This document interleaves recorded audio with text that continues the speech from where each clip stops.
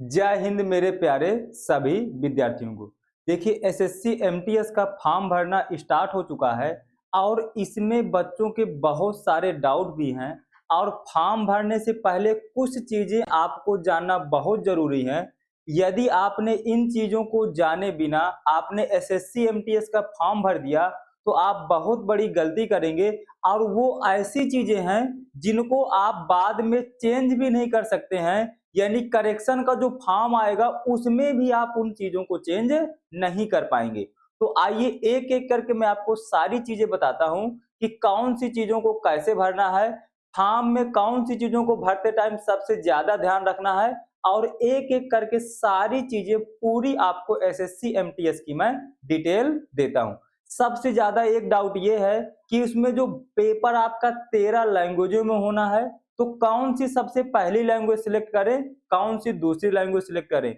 दूसरा डाउट ये है कि पोस्ट प्रेफरेंस को कैसे भरें, एक तीसरा। और तीसरा डाउट ये है कि जो से पेपर फर्स्ट और सेशन सेकंड होना है, क्या उसमें सेशन फर्स्ट में सिर्फ 30% नंबर लाएंगे और हम क्वालिफाई हो जाएंगे कि 30 नंबर से ज्यादा लाना पड़ेगा। इन सारे क्वेश्चनों का जवाब आपको इस क्लास में मिल जाएगा। इसलिए मेरे प्यारे बच्चों सभी से रिक्वेस्ट है वीडियो को ध्यान से और अंत तक एक एक चीज सुनिएगा। ठीक, चलो आ जाओ भाई चलते हैं। तो सबसे पहली बात आपको ये है कि ये आपको तो पता ही है कि आपका पेपर निकल चुका है। इसको यदि मैं जूम कर दूं, देखिए ये आपके जो फॉर्म निकल चुके हैं, ये आपके देखेंगे तो आपका ऑनलाइन फॉर्म 18 तारीख से भरना स्टार्ट हो चुका है।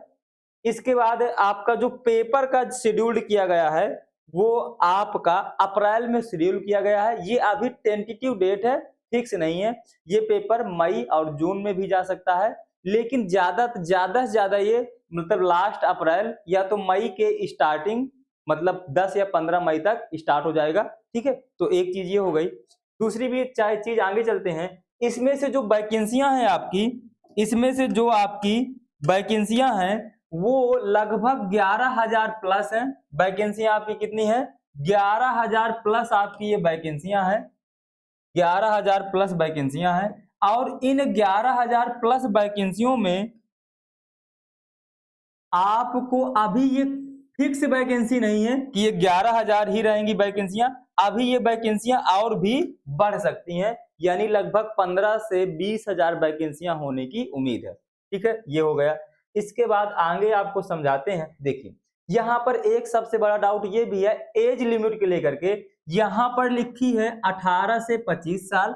इसके बाद 18 से 27 years candidate born not before 2/1/1996 and not later than 01 for हवलदार इन सीबीएसई, यानी जो आपकी हवलदार की पोस्टें हैं सीबीआईसी डिपार्टमेंट में वो आपकी कितने, उनमें आपकी एज 27 साल है। और एमटीएस और जो हवलदार सीबीएन के डिपार्टमेंट में है उसकी एज आपकी कितनी है? 25 साल है। तो यानी कि यदि कुछ लोग 25 साल से ऊपर भी हो गए हैं वो भी इस फॉर्म को भर सकते हैं, उसकी भी वैकेंसी आपको अलग से दी गई है। बाकी ओबीसी को 3 साल की, एसटी एससी को 5 साल की, ऐसे अलग अलग एज में रिलैक्सेशन भी आपको मिलता है।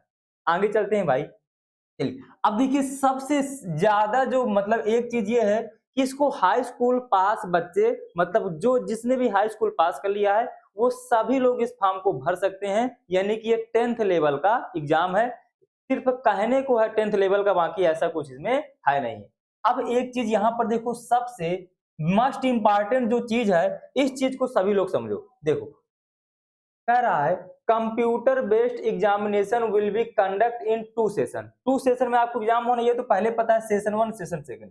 लेकिन कह रहा है both session will be mandatory to attempt, मतलब दोनों सेशन आपको पेपर देना जरूरी है।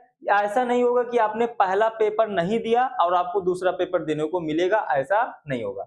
और यहां से अब देखो यहाँ पर एक चीज लिखी है, ये देखिए the scheduled of examination indicate in the notice is tentative, मतलब ये फिक्स डेट नहीं है कि अप्रैल में होगा, ये टेंटेटिव डेट है। तो आप टेंटेटिव डेट से लगभग 1 महीने आगे मान सकते हो, लगभग 1 महीने आपका आगे जा सकता है। क्लियर हो गई इतनी बात। तो यानी कि आपका अप्रैल में ना एग्जाम होके मई में एग्जाम होने की ज्यादा संभावना है।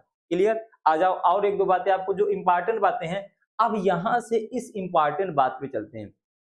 ये आपका 10th लेवल का एग्जाम है, इसमें किसी भी स्टेट का कोई भी बच्चा फॉर्म भर सकता है।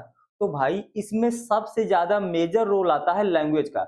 जैसा कि आपको पता होगा जो आपके CHSL, CGL, CPO के पेपर होते हैं वो सिर्फ हिंदी और इंग्लिश में कंडक्ट कराए जाते हैं, लेकिन ये जो MTS का पेपर है हिंदी और इंग्लिश के अलावा 13 अलग अलग रीजनल लैंग्वेज में भी कराया जाएगा। 13 अलग अलग रीजनल लैंग्वेज में भी कराया जाएगा। और वो लैंग्वेज कौन सी है? ये आसमी, बंगाली, कन्नड़, गुजराती, कोहनरी, मलयालम, मणिपुरी, ये मराठी, उड़िया, पंजाबी, तमिल, तेलुगु, उर्दू, ये इतनी अलग से लैंग्वेज है। तो मेरे भाई आप इनको जब भाषा सेलेक्ट करने का ऑप्शन आपको एग्जाम फॉर्म भरते टाइम ही फिल करना होगा। कब करना होगा? जब आप फॉर्म भरेंगे तो आपसे प्रेफरेंस लैंग्वेज सेलेक्ट करने का ऑप्शन आएगा। तो आप जिस लैंग्वेज में सबसे ज्यादा कंफर्टेबल हो, सबसे ज्यादा कंफर्टेबल मतलब ये नहीं कि आपने जो बोलचाल में भाषा बोलते हैं वो वाली आपको भाषा आती है तो आप वही वाली लैंग्वेज भर दो। जिस लैंग्वेज में आपने तैयारी की है, यदि आपने हिंदी लैंग्वेज में तैयारी की है हिंदी भरिएगा, यदि आपने पंजाबी भाषा में तैयारी की है तो पंजाबी भरिएगा, यदि आपने गुजराती में तैयारी की है तो गुजराती भाषा भरिएगा। ये मतलब नहीं कि आपको कौन सी लैंग्वेज आ रही है, आपने तैयारी किस भाषा में की है, किस भाषा में आपने पढ़ाई की है, जो आपने रीजनिंग कौन सी भाषा में पढ़ा है, मैथ कौन सी भाषा में पढ़ा है, वो वाली लैंग्वेज आपको सिलेक्ट करना है जब आपको लैंग्वेज चूज करने का ऑप्शन आए। ध्यान से इस वाले ऑप्शन को भरिएगा। पता चला आपने पढ़ा तो बंगाली में है और आपने भर दिया हिंदी, सब गड़बड़ हो जाएगा भाई। ध्यान रखिएगा, बहुत इंपॉर्टेंट है, ये सबसे इंपॉर्टेंट बात आपको ध्यान रखनी है। एक बात ये हो गई, चलो आगे चलते हैं। इसमें आपको पेपर के बारे में पता ही है कि 20 क्वेश्चन मैथ के आना है, 20 क्वेश्चन रीजनिंग के आना है, प्रत्येक क्वेश्चन 3-3 नंबर का रहना है।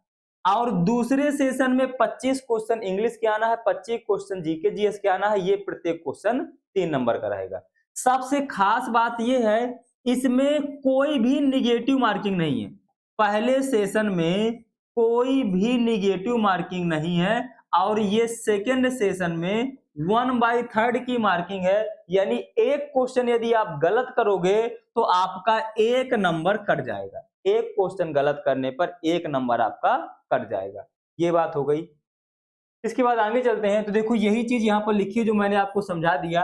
पहले सेशन में कोई निगेटिव मार्किंग नहीं है, सेकंड सेशन में 1/3 की निगेटिव मार्किंग है, ये बात आपको यहाँ पर लिखी गई है। अब सबसे इंपॉर्टेंट और एक जरूरी बात ये है, देखिए यहाँ पर जो आपको पोस्ट प्रेफरेंस डालना है, जो आपको पोस्ट प्रेफरेंस डालना है वो ऑनलाइन फॉर्म भरते टाइम ही डालना है। जैसे क्या होता है CGL और CHSL में पोस्ट प्रेफरेंस का बाद में भी ऑप्शन आता है, लेकिन SSC MTS ने साफ साफ लिखा है कि जो आपको पोस्ट प्रेफरेंस भरना है ना, वो आपको फॉर्म में आप जिस प्रेफरेंस में भरेंगे वही आपको प्रेफरेंस सिलेक्ट किया जाएगा, यानी कि बाद में आपको पोस्ट प्रेफरेंस चेंज करने का ऑप्शन नहीं दिया जाएगा। तो भाई जब आप पोस्ट प्रेफरेंस भरिएगा ना तो बहुत ध्यान से भरिएगा, बहुत ध्यान से पोस्ट प्रेफरेंस भरिएगा। जिस प्रेफरेंस में आपको भरना हो उस प्रेफरेंस में भरिएगा। और यहाँ पर ये जो आपको ये पोस्ट प्रेफरेंस भरना है तो ये XVII में जो कोड दिए हैं उन कोड का यूज करके आपको प्रेफरेंस को भरना है। जो कोड यहाँ पर लिखा हो वही कोड आपको भर देना है, ठीक है। तो ये आपको जो जरूरी बातें थी ये बातें आपको फॉर्म भरते टाइम माइंड में रखना चाहिए, ठीक है। और जो आपका SSC MTS में मैथ का क्या सिलेबस है, रीजनिंग का क्या सिलेबस है, जीके जीएस का क्या सिलेबस है, आपके इंग्लिश का क्या सिलेबस है, इसके लिए मैं एक अलग से प्रॉपर वीडियो बना दूंगा डिटेल में, ताकि आप समझ जाओ कि आपको पढ़ना क्या क्या है, कौन कौन सी चीज ज्यादा इंपॉर्टेंट है, वो सारी चीजें मैं आपको एक अलग से वीडियो में बता दूंगा।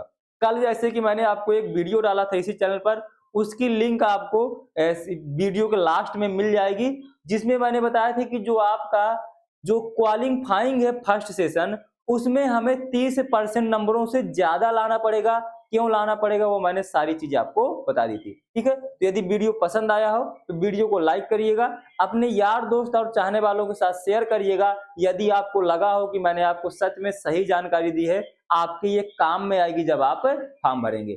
थैंक यू सो मच, मिलेंगे अपनी नेक्स्ट क्लास पर।